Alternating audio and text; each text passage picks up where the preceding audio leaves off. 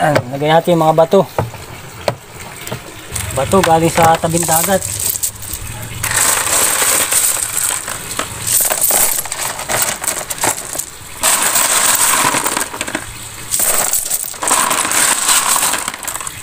Kulang na lang ay isda. Sa isang araw darating na ating fingerlings.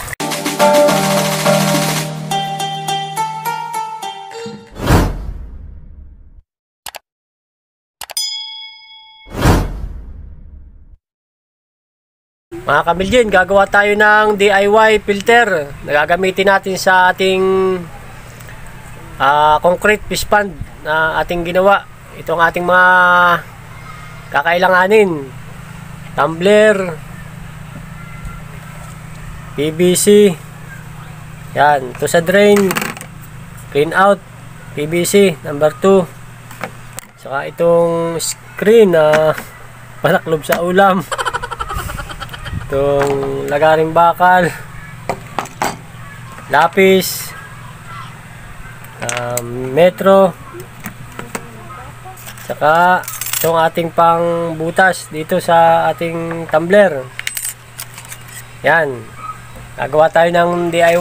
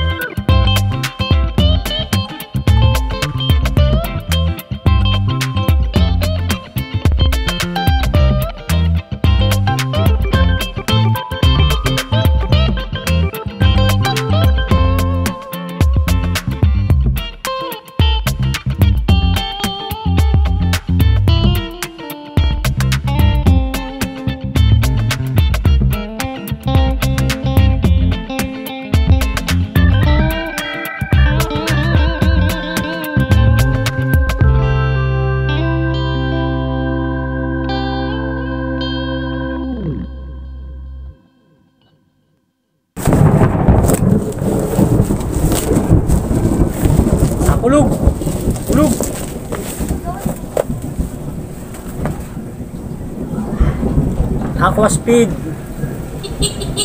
A4000.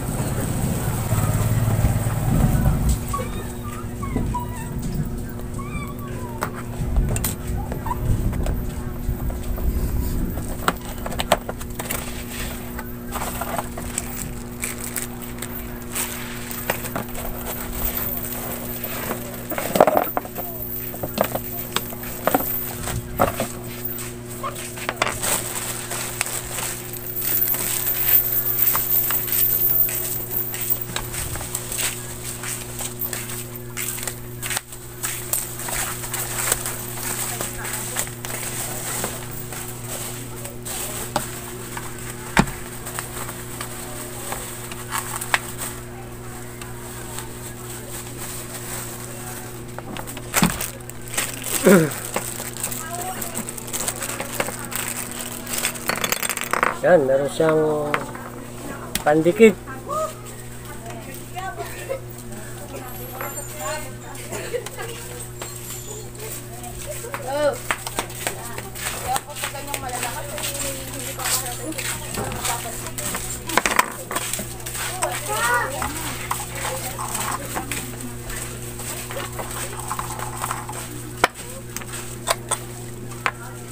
Wah, madikit nga.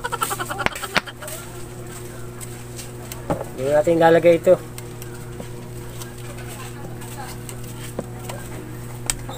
Okay, para saan naman ito?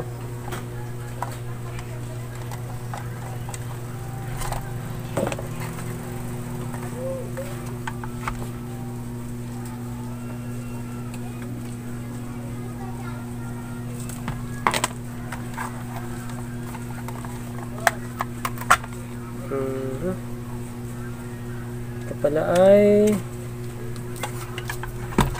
para sa pansara. Sinasarahan niya yung butas. Ang higop, pwedeng paliitin lang ang kanyang higop. Yan. Pansara pala yun. Tapos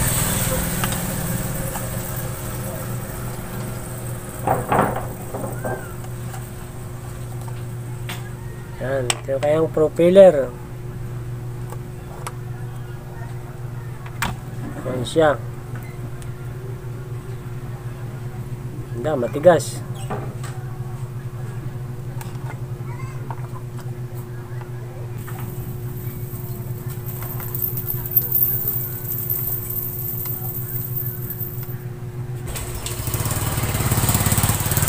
Gamitin.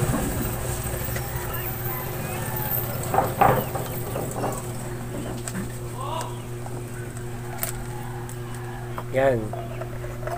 Paglalagyan natin ito ng wala itong isa. Paglalagyan natin ito ng pansip-sip dito. Pero dahil hindi muna itong ating gagamitin, ito na muna ang ating ilalagay.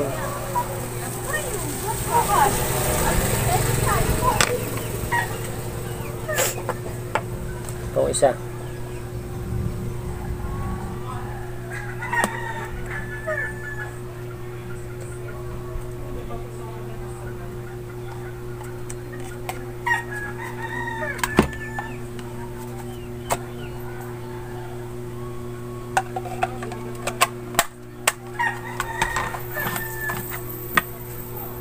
May maliit siya, 20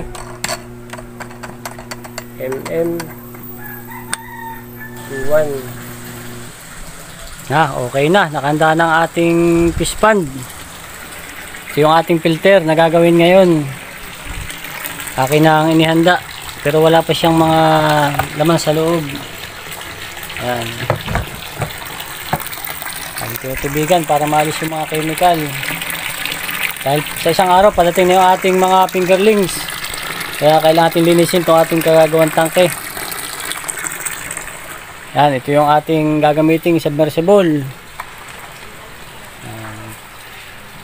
Ang wire niya, PVC.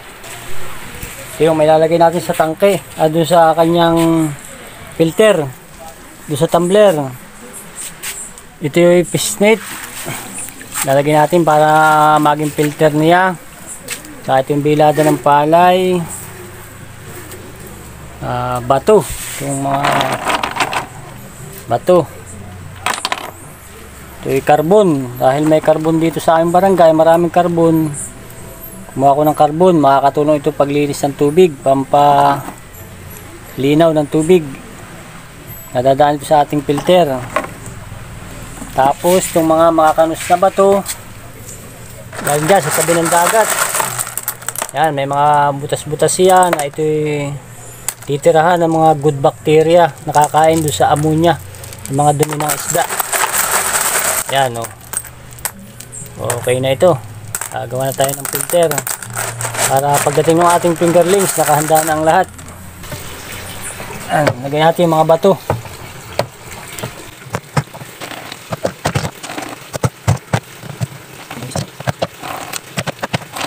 Ating magsisilbing filter ng pispan.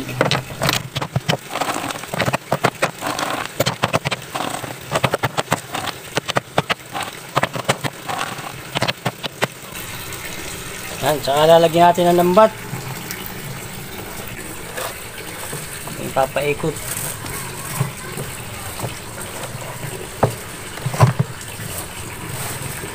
Ikot natin para isasala ng dumi.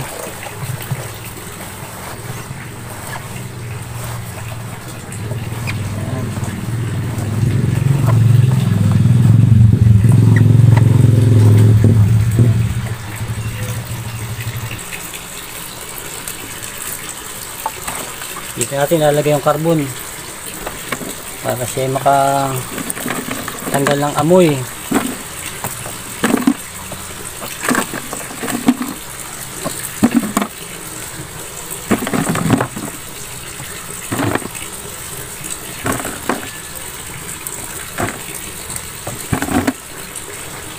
Kukulang pa, lalagdagan pa natin ng carbon ito. Kukuha pa.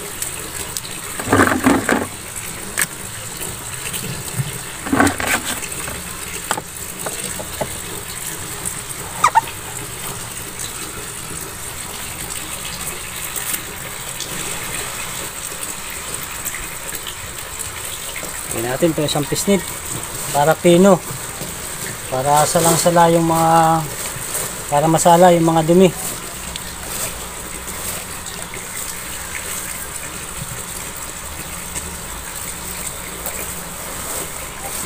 Maganda ito, pino ang butas.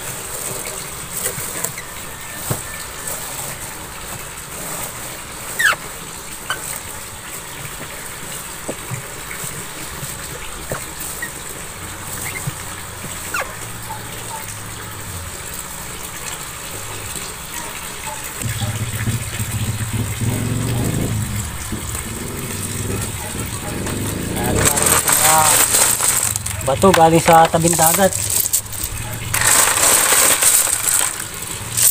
Medyo kulang pa rin, dagdagan pa natin.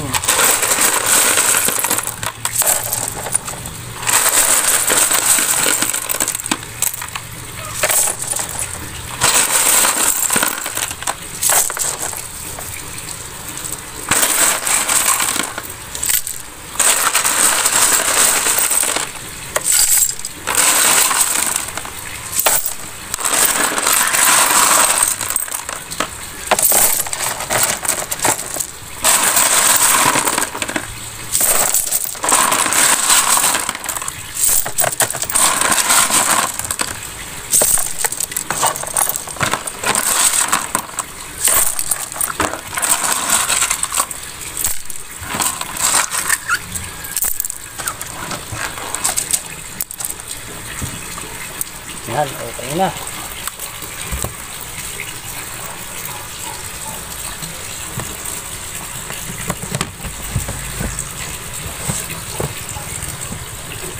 Nalagay ito.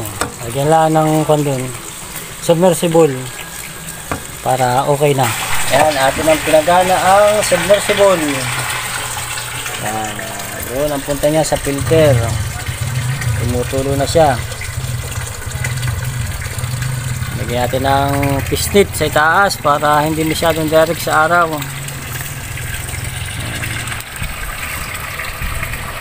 ready na sa pagdating ng ating fingerlings.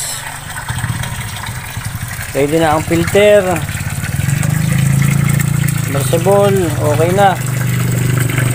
Yan. Kulang na lang ay isda. Sa isang araw darating na ating fingerlings. Hindi ko pa siya pinupuno ng tubig at ating pang lilinisin. I-drain pa natin ito bago natin lagyan ng tubig na hanggang dun sa kanyang level niya dun sa PVC. Yun ang kanyang overflow, hanggang dun ang taas ng kanyang tubig. Yan, subaybayan niyo mga kameljin. Ilalagay natin isda at i-update ko kayo kung maging maayos, kung mabilis lumaki ang ating isda. Buwan-buwan ating titingnan kung gaano siya kalaki. Mag-subscribe kayo sa aking channel para ma-update kayo sa mga video ko pang gagawin dito sa ating fish pond. At gagawa pa tayo na iba pang fish pond pag naging maganda ang takbo ng ating pag-aalaga ng ating mga tilapia.